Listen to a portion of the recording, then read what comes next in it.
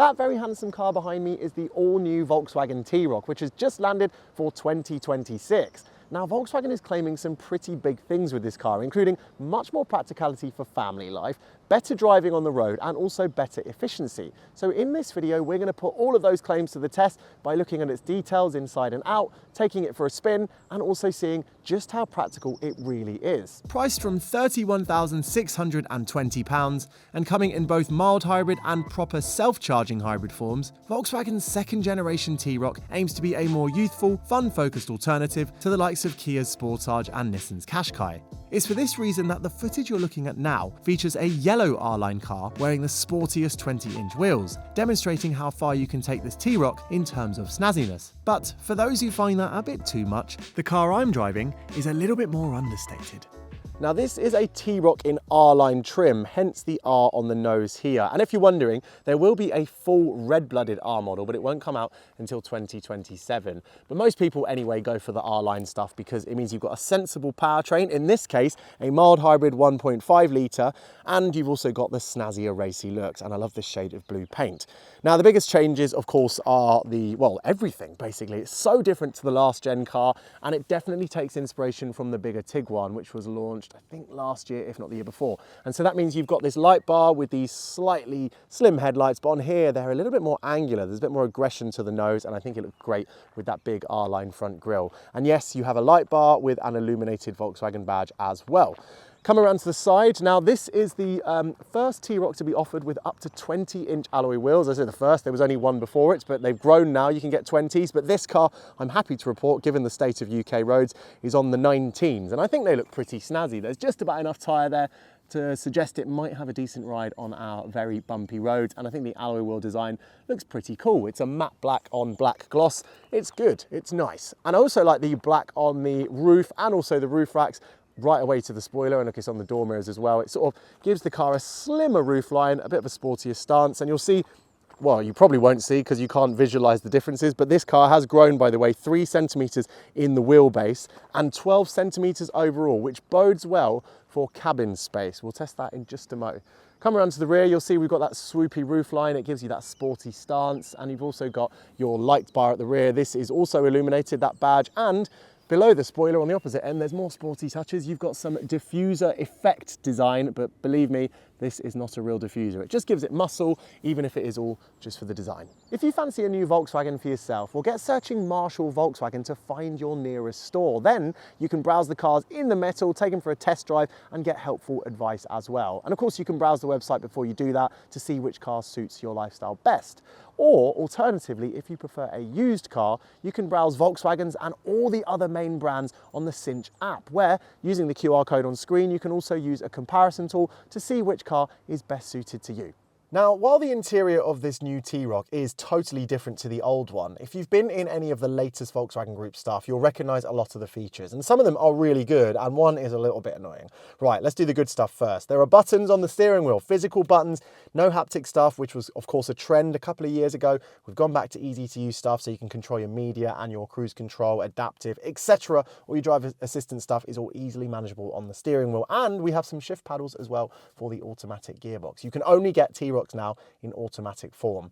Also, we've got a bigger infotainment screen in the middle. It's nice, it's crisp, clear, easy to use, very clear widgets, very clear graphics. Volkswagen stuff is just simple, not particularly exciting, but just what you want when you're on the move. And the same is true for the instrument cluster as well, which is just clear, easy to use. The graphics are sharp. It just feels high quality and sensible. Also, there's great storage space around the car. We've got some cup holders down here, storage down there, big door bins as well. So generosity in terms of space is good. Also, loads of headroom above me here. It feels like a comfortable car. The only negative, as far as I'm concerned, is that you've got the slidey heater control stuff, which has been in Volkswagen Group cars for a few years. It's being phased out with their very latest stuff, and unfortunately this has landed just before that phase out begins. So it means for anyone who prefers a proper manual control, this doesn't have it. But I must admit, it's much easier to use than the earlier stuff because they've tweaked the software. Otherwise though, honestly, this front interior feels sensible, well built, nice, and yeah, very Volkswagen. But it's in the back seats where the bigger changes come in terms of usability in this car, because as I mentioned earlier, there's a 3cm longer wheelbase in this 12cm longer car. And so the result is, when I sit in the back of this T-Roc, the old one was a bit cramped. It was quite a small car in the back. This one has a good amount of leg room. I'm just under 6 foot and I've got tons of headroom above me here. Not masses of surplus. If I was taller, I'd be grazing my head, but you know, for most people, this is going to be plenty. And my knees are bent a little bit, but not too acutely. And also I've got good foot room as well. So really, this is going to be a comfortable place to sit. And because of course it doesn't have any batteries in the floor like a lot of cars these days, the floor is quite low, so I can actually get my feet nice and low down as well. So really, this is a comfortable 4-seater. Although as a 5-seater, if I scoot across, because we do have a central tunnel in the floor, because of course this is a petrol powered car, there's a central tunnel down there, which means I've got a straddle my feet either side, and also my head grazes here. So it's a comfortable 4-seater with the 5th seat there for smaller kids or when you just have short journeys. Now that growth in length isn't just in the wheelbase, as I mentioned, because you've got 12 centimeters, not just the 3 centimeters, which means you've got more length for the boot as well. In fact, if I show you the boot space, not only is it much longer here, but it also appears a little bit wider. Plus, when I look down here, we have an unfurnished, but definitely usable spare wheel well. Of course, in the UK, you'll get a tyre repair kit, which means this is usable space. You might want to get on the internet though and buy a bit of fabric for that, I think. Otherwise, you're going to have stuff rattling around. But yeah, in terms of practicality, unquestionably, this new T-Roc is massively better.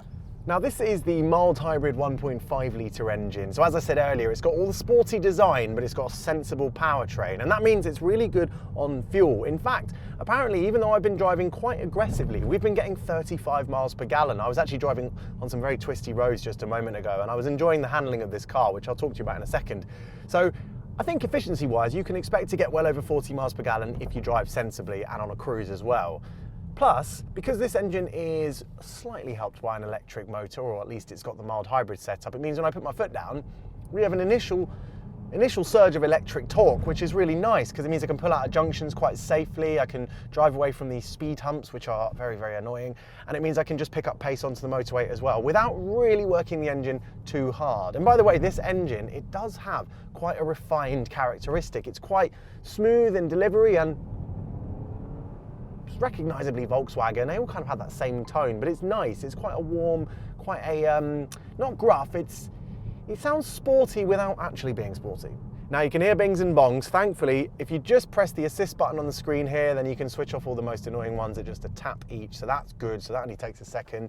And also visibility and general positioning on the road is very easy in this car. It's easy to get to grips with it because it just feels familiar. If you've owned Volkswagens in the past, this is not going to feel particularly groundbreaking, but I don't think that is a bad thing. The ride on these 19-inch wheels does feel a little bit fidgety at times. I mean, some of the holes and cracks we have in the UK, there's definitely pitters and patters into them. So maybe I'd think about a smaller wheel if you live in a particularly rough roaded area. But actually overall, and especially when you pick up the pace, the ride gets really good. It manages to control the body nicely. It doesn't roll around, but also at the same time, it's able to flow over those bumps and those crests and undulations. Now, as I come up to this T-junction here, which is on a 50-mile-an-hour road, before I test the performance, I'm going to put the car into sport mode. And I do that by pressing the screen, tapping mode, and then sport. So now we're in sport mode. And also, I've got the gearbox set to sport as well, so it auto shifts quickly. But I'm going to use the shift paddles just because it's more fun. So let's see how quickly it accelerates out of this T-junction with a bit of steering lock as well, just for added challenge. Bit of wheel spin. Pretty nippy actually, yeah. This has no problems whatsoever. Even when you call the engine into work, it really does haul you out of the bends or T-junctions. Let's calm things down a bit for the moment. Now let's get it back into comfort mode. Now the gearbox is shifting up nicely. It just really does all the work for you. Now Volkswagen has claimed that this new design is actually slipperier through the air than the old one. And so one of the impacts of that apparently are lower amounts of wind noise. So let's pick up the pace. Definitely feels refined in terms of road noise. There's not a lot of road noise. This is quite a coarse surface. I'm not getting any wind noise over the door mirrors as well, not that I'm noticing. So yeah, I would say this is a slightly more refined car than the old one. Of course, it's not a Rolls Royce, but you could definitely spend hours and hours in this car and not feel tired by the noises it's making. Right, I found a corner, put it back in sport mode because I'm a child. So let's see what it's like around this bend because I have a feeling it's going to be quite good. Yeah, feels composed. Body control is way better than it needs to be. This could have been a more roly-poly car, but actually, yeah, it leans around. This isn't a hot SUV in the typical sense. Of course, the T-Roc R will fill that void next year, but this definitely, it's very keen on the nose, and you get quite a lot of information through the car. You can feel the grip. So you can feel that the Volkswagen engineers, when they've developed this, they've said, we'll make it safe and sensible first, but for those who like to drive a little bit more enthusiastically, we'll make sure there's a little bit in there for them as well. And if you're wondering, I did take a base specification life model for a spin with its entry-level 17-inch alloy wheels, and it was really very comfy. But the sportier R-Line looks properly smart. So I'd recommend going for an R-Line with the 18-inch wheels, which is the smallest you can get on that trim, for what I think would be an optimal blend of comfort and style.